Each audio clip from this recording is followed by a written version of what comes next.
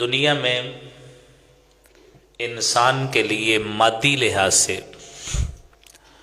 جو سب سے بڑی نعمت اور عنایت ہوتی ہے وہ اس کی اولاد ہوتی ہے، اور یہ اولاد اللہ رب العالمین کچھ کو بیٹوں کی صورت میں عطا فرماتے ہیں، کچھ کو بیٹیوں کی صورت میں عطا فرماتے ہیں، کسی کو بیٹے اور بیٹیاں دونوں اللہ تعالیٰ دے کے عطا فرما دیتے ہیں، اور کسی کو اللہ رب العالمین کچھ بھی نہیں دیتے۔ اور قرآن کہتا ہے سورہ شورى میں یخلق ما یشاء یہب لمن یشاء اناثا ویہب لمن یشاء الذکور۔ وہ خالق و مالک جس کو چاہتا ہے وہ بیٹیاں دے دیتا ہے، اور جس کو چاہتا ہے مذکر کی صورت میں یعنی بیٹے دے دیتا ہے۔ وَيُزَوِّجُهُمْ ذُكْرَانًا وَإِنَاثًا، کسی کو بیٹے اور بیٹیاں دونوں صورتوں میں اللہ دے دیتے ہیں۔ وَيَجْعَلُ مَن يَشَاءُ عَقِيمًا، اور کسی کو اللہ بے اولاد رکھتے ہوئے کچھ بھی نہیں دیتے، بانجھ بنا دیتے ہیں۔ یہ اس خالق و مالک کی مرضی ہے، لہذا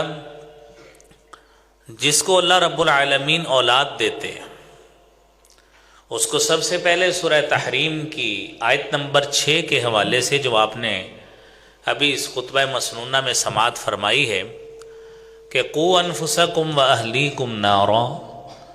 کہ سب سے پہلے عمل ایسے ہمیں کرنے چاہیے کہ جس سے ہماری اپنی بھی نجات ممکن ہو اور ہماری اولاد کی بھی نجات ممکن ہو۔ اور خالق کائنات فرماتے ہیں قُوا أَنفُسَكُمْ وَأَهْلِيكُمْ نَارًا، اپنے آپ کو بھی جہنم کی آگ سے بچاؤ اور اپنے اہل و عیال کو بھی جہنم کی آگ سے بچاؤ۔ وَقُودُهَا النَّاسُ وَالْحِجَارَةُ، اس جہنم کی آگ کا ایندھن لوگ بنیں گے اور پتھر بنیں گے، اللہ تعالیٰ ان سے جہنم کی آگ کو بھڑکائیں گے۔ میرے عزیز بھائیوں، اسی لیے ہی رب ذوالجلال والاکرام نے جہاں پر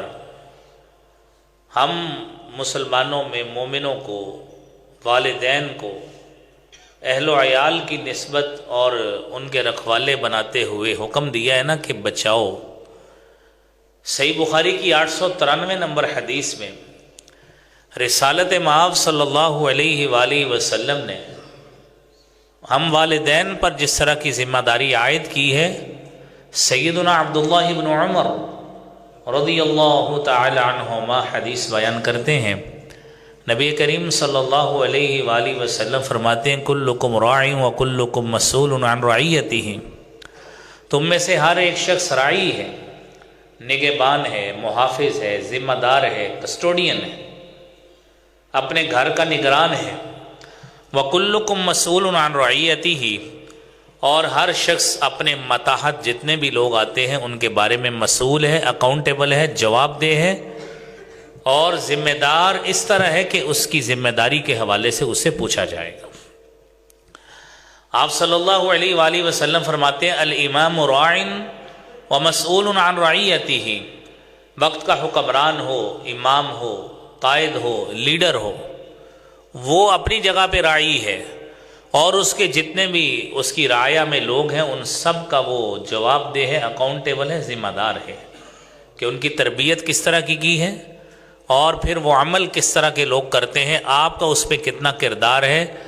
اچھے کریں گے تو آپ کو جزا ملے گی، اگر آپ کی وجہ سے وہ برے راہ پہ لگ گئے، بد کلامی پہ، بد زبانی پہ لگ گئے، تو اس کا بار بھی آپ کے اوپر پڑے گا۔ تو نبی کریم صلی اللہ علیہ وآلہ وسلم نے فرمایا وَالرَّجُلُ رَاعٍ فِي أَهْلِهِ، ایک آدمی اپنے گھر کے معاملات میں راعی ہے۔ ایک باپ ہے، وہ یہ مت سمجھے میرا ایک بچہ ہے، ایک بچی ہے، 2 بچے ہیں، 3 ہیں،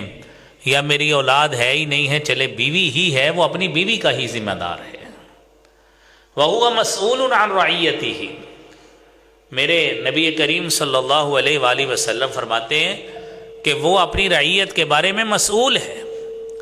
اور اس اولاد کے لیے میرے عزیز بھائیوں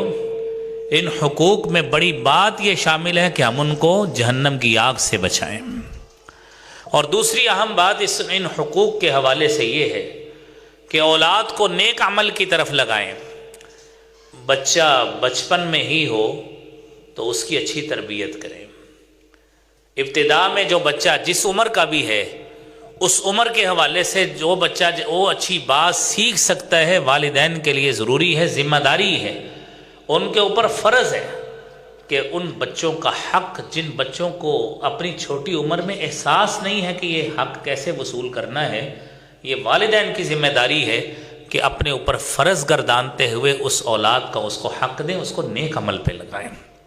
کیوں؟ قیامت کے روز ہم چاہتے ہیں نا کہ ہماری اولاد ہم سے ملے اور ہماری اولاد اللہ تعالیٰ اس کی ملاقات ہم سے کروا دیں، جنت میں ملا دے، ہمیں بھی جنت میں داخل کر دے۔ میرے عزیز بھائیوں، اس کی دعا بھی ہم کرتے ہیں، جس طرح سورہ تحریم کی 6 نمبر آیت سنی ہے کہ اپنے اہل و عیال کو بھی، اپنے آپ کو بھی جہنم کی آگ سے بچاؤ۔ اس کا مطلب یہ ہے کہ بے عملی اگر ہوگی تو جہنم کی آگ کا ایندھن بن جائیں گے، لیکن اگر نیک عمل پہ لگائیں گے، بچہ چھوٹا ہے اس کو آپ نے یہ قاعدہ، پارہ، ناظر قرآن، حفظ القرآن، دعائیں، مسنون دعائیں سکھا دی ہیں، بچہ بعد میں نمازی بن گیا ہے اور پھر اتنا اچھا نمازی بنا، اس کی اتنی اچھی تربیت ہو گئی، بڑی اچھی گفتگو بڑوں کے ساتھ کرتا ہے اور تربیت کے لحاظ سے اتنا اچھا بن گیا ہے کہ اس کو علم ہے کہ بڑے کے ساتھ گفتگو کیسے کی جاتی ہے، مجلس میں کیسے بیٹھا جاتا ہے، اور کھاتے پیتے اٹھتے بیٹھتے گھر سے باہر جاتے نکلتے وقت کی دعائیں آپ نے اس کو یاد کرا دی، تو ایسا وہ بچہ کیسا بچہ ہے کہ اللہ رب العالمین سورہ طور میں فرماتے ہیں 21 نمبر آیت میں وَالَّذِينَ آمَنُوا وَاتَّبَعْتُهُمْ ذُرِّيَّتُهُمْ بِإِيمَانٍ أَلْحَقْنَا بِهِمْ ذُرِّيَّتَهُمْ وَمَا أَلَتْنَاهُمْ مِنْ عَمَلِهِمْ مِنْ شَيْءٍ كُلُّ امْرِئٍ بِمَا كَسَبَ رَهِينٌ۔